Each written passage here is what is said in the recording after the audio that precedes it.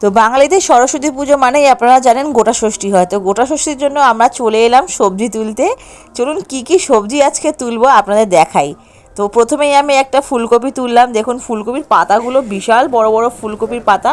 ফুলকপিটা হয়তো মোটামুটি সাইজ, পাতাগুলো বেশ বড়। ভাই আর একটা তুললো, এটা পাতাগুলো একটু ছোট ছোট। তো টোটাল দুটো ফুলকপি তোলা হলো, আরও অনেক সবজি তুলবো। তো চলুন দেখি কি কি তুলছি।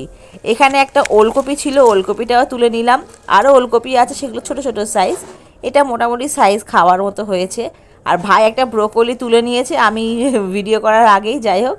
আর একটা দেখুন চকচক করছে, একটা বেগুন সরু লম্বা মতো, এটা আরেকটু লম্বা হতো। তো ভাই তুলে নিল, যেহেতু আজকে আমরা গোটা ষষ্ঠী করব। আর এখানে অনেকগুলো ঝাঁটি বিনস গাছ হয়েছে, বিনস হয়েও গেছে, অনেক গাছেই বিনস হয়েছে। তো দেখুন পাতার জন্য দেখা যাচ্ছে না, বেশ অনেকগুলোই ভাই এখান থেকে ঝাঁটি বিনস তুলেছে।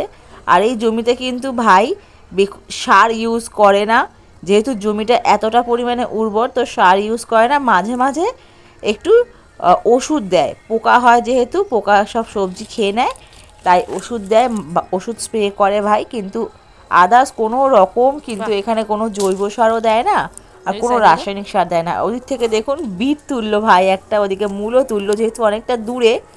তো ভাই ওখান থেকে তুলছে আর ছুঁড়ছে, আমি ক্যাচ করছি। দেখুন আরও একটা মূলো তুলেছে, এই ক্যাচ করলাম।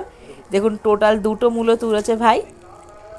আর ভাবলাম একটু কাঁচা লঙ্কা খাওয়া যাক, ভাই আমার জন্য দুটো কাঁচা লঙ্কা তুললো। তো বাড়ি নিয়ে চলে এলাম বাজার। মা তো দেখে অবাক, কত কিছু নিয়ে এসছিস রে।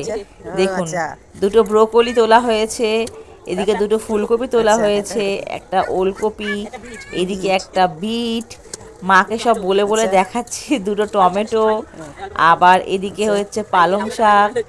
আর এখানে ভাই একটু অল্প করে লাউ শাক তুলেছে, দুটো কাঁচা লঙ্কাও শেষে ভাই তুলেছে। তো আজকের ভিডিওটা কেমন লাগলো অবশ্যই জানাবেন।